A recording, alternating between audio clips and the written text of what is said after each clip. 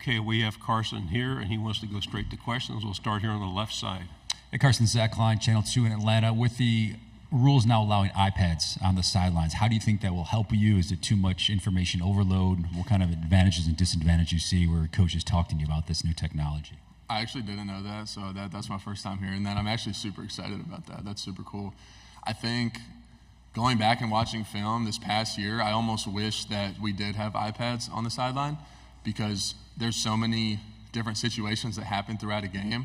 But when situations repeat, a lot of defensive coordinators end up going back to what worked before, and they'll repeat calls.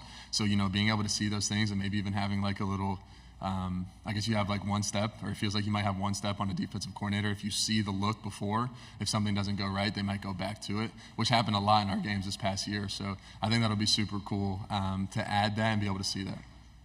Second row on the right. Carson, Corey LeBounty with WNSP 105.5 in Mobile, Alabama. In 2022, you were a backup in the national championship game, and in 23, of course, you were a 14-game healthy starter. Talk about your progression as a quarterback and being able to stay healthy, how important that is. Yeah, I think when you have such a good offensive line, I think we have a very strong offensive line, one of the best in the country, if not the best, in my opinion.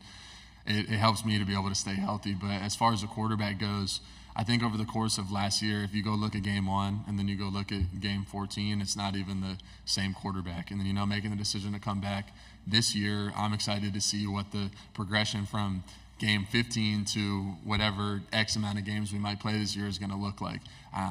Each game, more confidence gets built, and that repetition continues to happen. You just become more comfortable within your offense and with your teammates and during the game. So very excited to see that progression, continue to unfold. Left side, back row. Dan Peck, ESPN 106.7 in Auburn. A couple of your top targets from last season are in the NFL now, Brock and Ladd, among others. Who do you anticipate stepping up among the wide receivers and tight ends this season?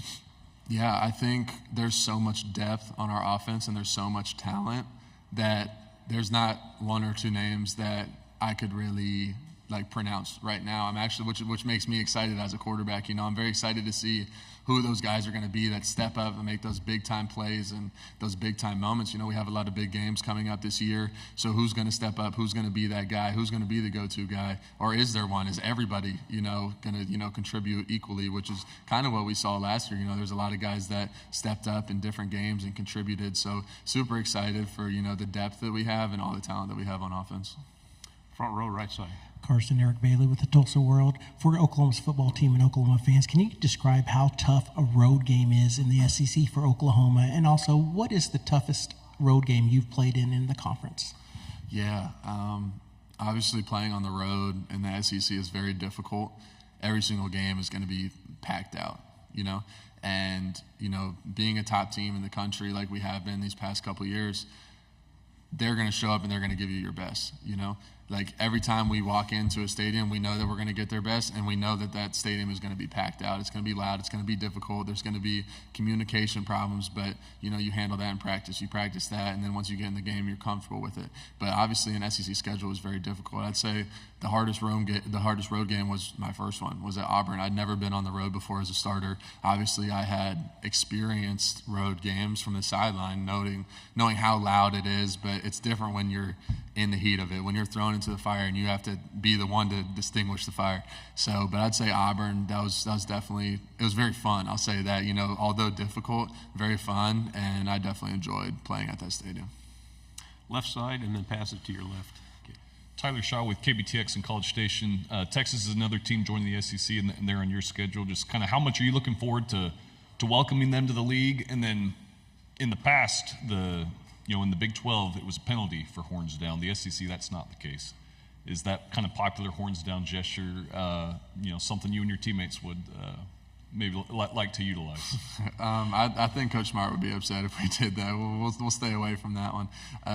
But no, obviously, we do have them on the schedule. I'm very excited to play at that state. I've never been there before. I never visited, never seen it. So very excited to play them. Obviously, a very talented team, and obviously we have a tough schedule coming up, and we have some big road games against some really talented teams in cool environments.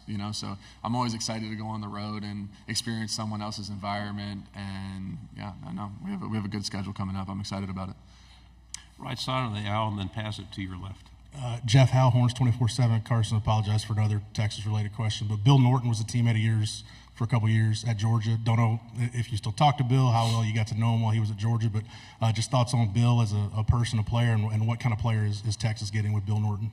Yeah, I think we had a pretty good relationship whenever I was at the University of Georgia. So actually my first visit, he was on his official with two other guys that he came in with initially. So that's actually one of the first people that I met at the University of Georgia. But I think he's a great player. He's a great guy. We always had a good time whenever we were together. So Left side of the aisle. Hey, Carson, Dean Legge from Dog Post. You've got some ink on your left leg that says "Sky's the limit" with this. I think the shuttle. I don't know if it's Challenger or what. Why'd you go with that, and what's the semblance for you? yeah, I think it's self-explanatory for me. Like sky's the limit is like there is no like as far as like progressing and getting into like where I want to be. Like there is no limit, you know. So like if you shoot for the sky, there is no ceiling, you know. And I feel like that's kind of how I try to approach my game and even myself as a person, is that if I said the sky is the limit, right? I mean, it's kind of self-explanatory. There isn't a limit, you know. It's going to be never-ending progression, and you're just constantly trying to chase that. Third row, right side.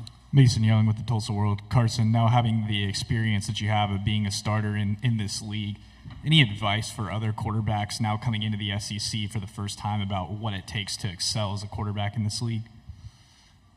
I think the biggest thing is preparing, you know. For me, what gives me confidence is my preparation.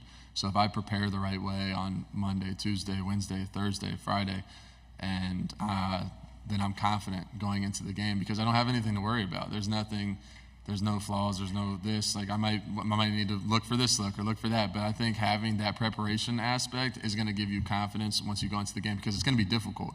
Like it's not going to be easy. No matter what week it is, you're playing a talented opponent with a coach that is going to have his players well prepared for you. They know your tendencies, they know the plays you run, so you got to be prepared for what they're about to bring at you.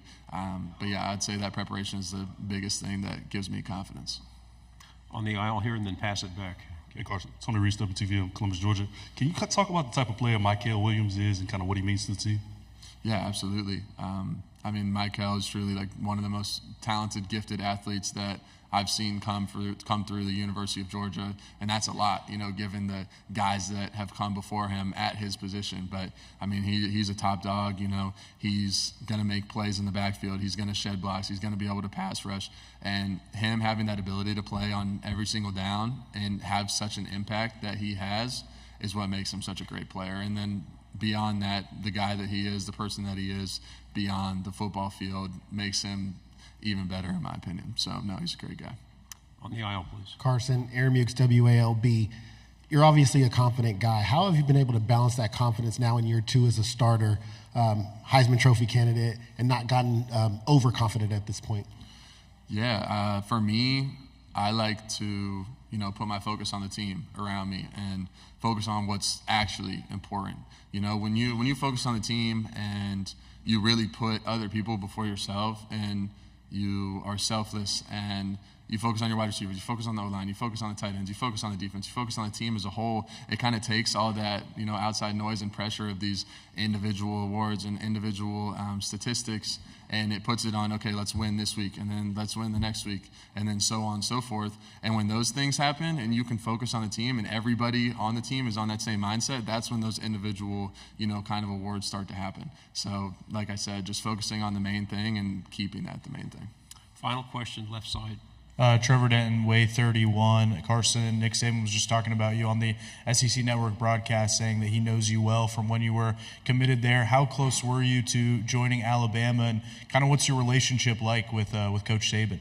Yeah, obviously I was committed there. I want to say it was my sophomore year of high school to just after my junior year going into my senior years when I decommitted and committed to Georgia. I'd say I have a great relationship with Coach Saban, obviously one of the best, if not the best college coach of all time.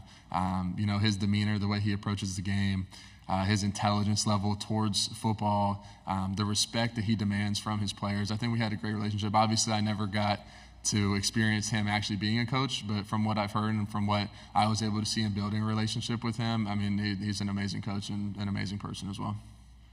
Carson, thank you very much. Thank you.